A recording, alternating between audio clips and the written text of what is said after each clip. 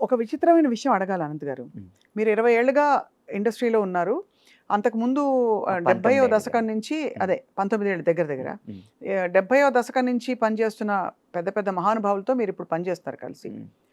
మనకి వేటూరి వారు, సీతారామ శాస్త్రి గారు, ఇంకా చాలామంది మహానుభావులు, గేయ రచయితలు, కవుల గురించి చెప్పినప్పుడు, ఈ తరం కవులు గాని, గాయకులు గాని, అప్పుడు తీసుకున్న మహానుభావుల జీతభత్యాల కంటే, రెమ్యూనరేషన్స్ కంటే ఇప్పుడు పదింతల అమాంతం పెరిగిపోయింది. అంటే ఇప్పుడు మనం వినడం ఈ తరం గాయనీ గాయకులు తీసుకుంటున్న రెమ్యూనరేషన్ ఒక పాట పాడడానికి, హ్మ్. అంతటి బాలు గారు కూడా ఆయన హైయెస్ట్ పొజిషన్‌లో ఉన్నప్పుడు కూడా తీసుకోలేదని. ఇంత వ్యత్యాసం రావడానికి ఏమిటుంది కారణం? ఇప్పుడు ఇంకా ఇన్‌ఫ్లేషన్. పెరిగారు కదా! ఇన్‌ఫాక్ట్ సంఖ్యాపరంగా పెరిగినప్పుడు డిమాండ్ సప్లై చిన్న కదా! కారణం అండి. మీరిన్ని విశ్లేషణలు చేస్తూ ఉంటారు వార్తా ఛానల్స్‌లో. ఇన్‌ఫ్లేషన్. అప్పుడు బంగారం ఎంత 1990లో 3000 హ్మ్. కాసు. ఇప్పుడెంత 60,000.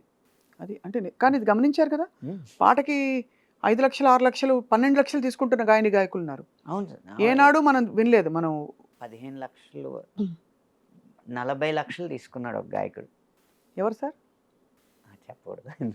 అని ఏముందది తెలిసే అంటే తీసుకుంటారుగా. అది ఏ రూపంలో తీసుకున్నారో మనకు తెలీదు.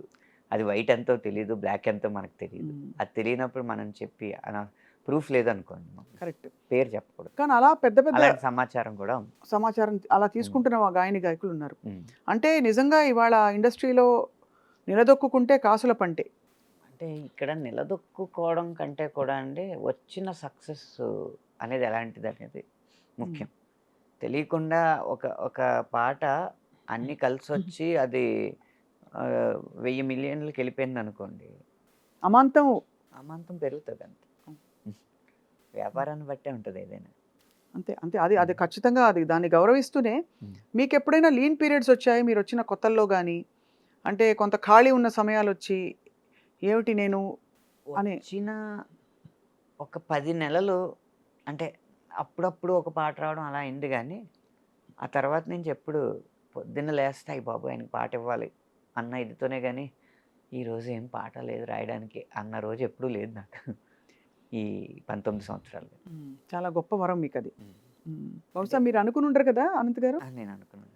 అంటే ఇంతటి నేను ఇంజినీరింగ్ మానేసి ఇండస్ట్రీలోకొస్తున్నప్పుడు మా ఊర్లో శ్రేయోభిలాషులే. కానీ భయం ఉంటది గదా! వాళ్ళు చెప్పిందేంటంటే, ఎంత చేసినా మళ్ళీ 4, 5 సంవత్సరాల కంటే ఎక్కువ ఉండదు కదా కెరీరు. ఎందుకు ఇంజినీరింగ్ వదులుకొని ఇటు రావడం అనంటే, అంతకన్నా ఎక్కువుండే చూపెడతాను అన్నాను నేను. హ్మ్. ఆ 4, 8 అయింది. 8, 16 అయింది. హ్మ్. 16 ఇప్పుడు 19 అయింది. చాలా గొప్ప విషయం. చాలా గొప్ప.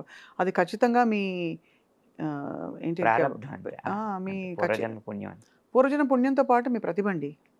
ఎందుకంటే అందరిని మెప్పించడం అంత సహజం కాదు. ఎంత పుణ్యాలుంటే మాత్రం. ఆ ప్రతిభ, పాండిత్యంతో పాటు ఏదైనా ఆ ఆవగింజంత అదృష్టాన్ని కూడా ఆ! ఆ నమ్మాలండి. ఆవగింజ ఎక్కడంటే మీ పాటలు హిట్ అవ్వడం. అదే. ఆ స్థాయిలో హిట్ అవ్వడం అనేది అవును. ఆవగింజ. ఖచ్చితంగా.